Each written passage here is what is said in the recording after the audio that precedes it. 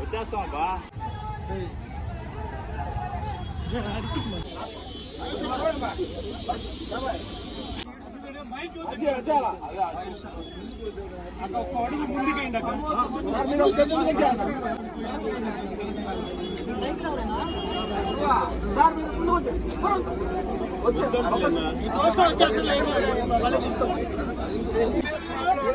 వెళ్ళిపోతావా?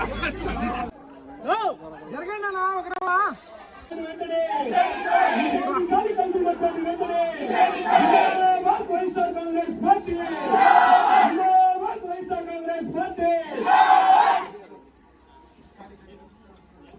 కృష్ణభాయ్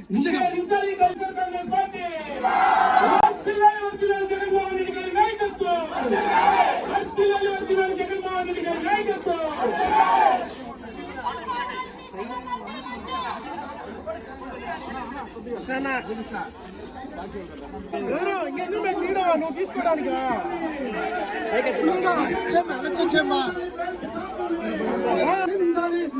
ప్రాణాలతో జరగట్టుబడుతున్న నకిలీ మద్యాన్ని నిషేధించాలి, నిషేధించాలి నేరవారి నకిలీ మద్యాన్ని రద్దు చేయాలి, బెల్ట్ షాపులు వెంటనే రద్దు చేయాలి, బెల్ట్ షాపులు వెంటనే రద్దు చేయాలి, బెల్ట్ షాపులు రద్దు చేయాలి, పర్మిట్ రూములు వెంటనే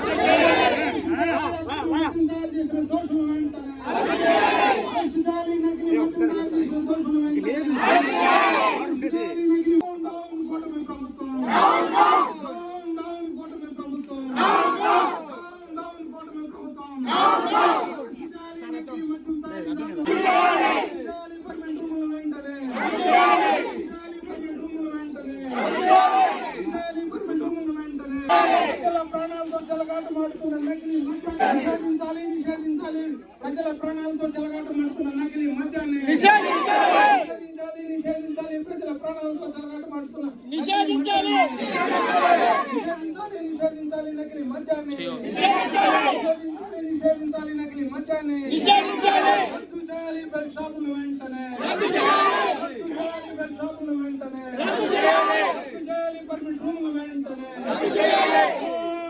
చంద్రబాబు ప్రభుత్వం, చంద్రబాబు ప్రభుత్వం, వైఎస్ఆర్ కాంగ్రెస్ పార్టీ, జగన్మోహన్ రెడ్డి గారి నాయకత్వం, జగన్మోహన్ రెడ్డి గారి నాయకత్వం, జగన్మోహన్ రెడ్డి గారి నాయకత్వం, రద్దు చేయాలి, బెల్ట్ షాపులు వెంటనే రద్దు చేయాలి, పర్మిట్ రూములు వెంటనే ప్రాణాలతో చెలగాటు మాడుతున్న నకిలీ మద్యాన్ని వెంటనే నిషేధించాలి, నకిలీ మద్యాన్ని వెంటనే నిషేధించాలి, నకిలీ మద్యాన్ని వెంటనే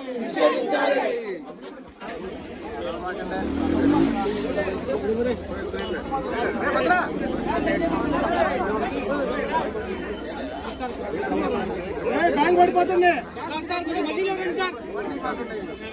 సుల్లా నా లోగో పడిపోతుంది సార్ పడిపోయింది పడిపోతుంది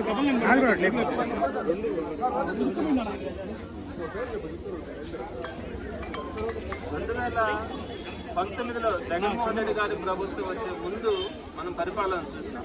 ఆ రోజు అన్ని వ్యవస్థలతో పాటు లిక్కర్ మద్యం పాలసీకి సంబంధించి కూడా ఒక ప్రైవేట్ షాప్స్ ఉండడం, ఆ షాప్స్కి సంబంధించి సుమారుగా 40,000 బెల్ట్ షాపులు ఉండడం, ప్రతి షాప్లో కూడా పర్మిట్ ఉండడం, ఎక్కడికక్కడ విచ్చలవిడిగా తాగించే వ్యవస్థ ఆ రోజు మనం చూసాం. దానికి భిన్నంగా జగన్మోహన్ రెడ్డి గారు వచ్చిన 2019లో కొన్ని వ్యవస్థల్ని గవర్నమెంట్లోకి తీసుకోవాలంటున్నారు. ప్రధానంగా విద్య, వైద్యం గవర్నమెంట్ సెక్టర్లో చక్కగా ఉండాలని, అలానే అందరికీ కూడా ట్రాన్స్పోర్టేషన్ బాగుండాలని ఆర్టీసీని కూడా ఆయన గవర్నమెంట్లోకి తీసుకోవడం. వీటన్నింటితో పాటు లిక్కర్ షాప్స్ లో చాలా ఇబ్బందులు వస్తూ ఉన్నాయి. పేద ప్రజలకు సంబంధించినటువంటి ఆరోగ్యం పాడవుతా ఉందన్న ఆలోచనతో ఆయన లిక్కర్ షాప్స్ అన్నింటినీ కూడా గవర్నమెంట్లోకి తీసుకోవడం.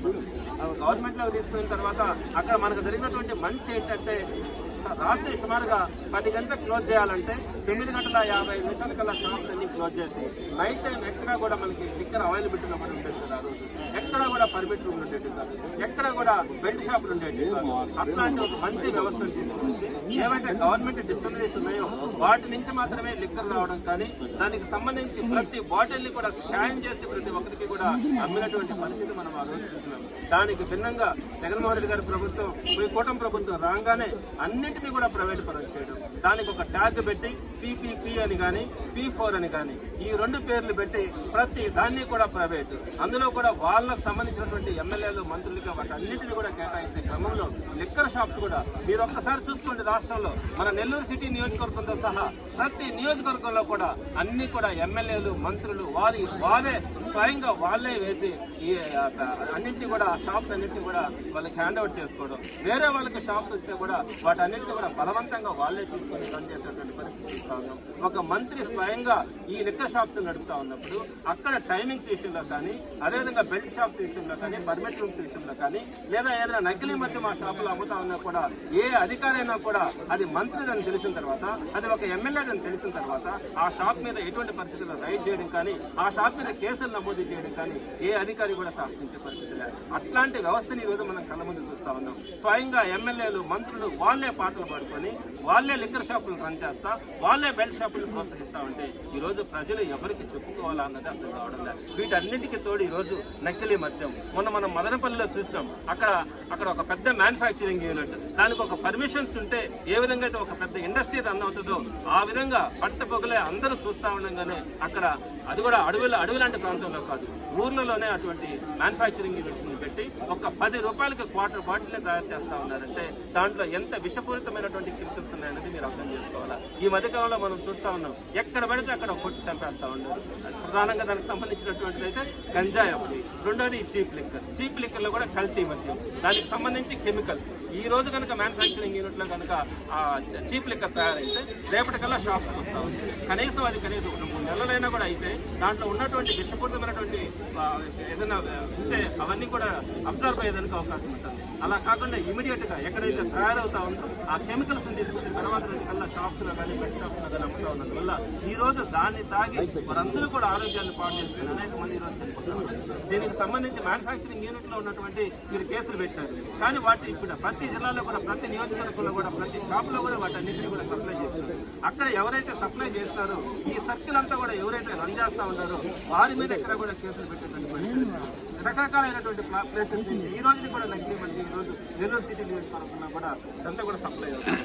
ఈ రోజు మనం మహిళలను కనుక చూస్తే వారు ఎక్కడా కూడా ఇంతకు ముందు వారికి సంక్షేమ పథకాల ద్వారా 4 రూపాయలు డబ్బులు వచ్చేది, ఈరోజు ఆ పరిస్థితి లేదు. వాళ్ళ మెడలో ఉన్నటువంటి తాళిబొట్టును కూడా ఆ రోజు మొగాలు తీసుకెళ్తే వాటిని అమ్ముకొని ఆ నకిలీ మద్యం తాగి హాస్పిటలైజ్ అవుతా ఉంటే వాళ్ళకి కన్నీటి పర్యంతమవుతా ఉంటారు.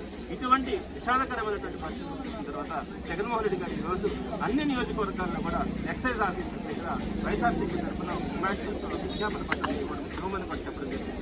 అందులో భాగంగా నెల్లూరు సిటీ నియోజకవర్గం నుంచి ఈరోజు వైఎస్ఆర్సీపీ పార్టీ నాయకులు కార్యకర్తలు అందరూ కూడా ప్రజల పక్షాన ప్రజలు ఏదైతే ఇబ్బందులు పడతా ఉన్నారో నకిలీ మద్యం ద్వారా, ఏదైతే ప్రజల ప్రాణాలతో చెలగాట పడుతూ ఉన్నారో దానికి సంబంధించిన విజ్ఞాపన పత్రాన్ని ఈరోజు ఎక్సైజ్ పార్టీ ఇవ్వడం జరిగింది. తప్పకుండా డిమాండ్ చేస్తా ఉన్నాం. రాబోయే రోజుల్లో ఇదే కల్చర్ కనుక ముందుకు తీసుకెళ్తే వైఎస్ఆర్సీపీ ప్రజల పక్షాన పోరాటం తప్పకుండా కూడా ఈరోజు కూటమి ప్రభుత్వాన్ని హెల్ప్ చేస్తారు.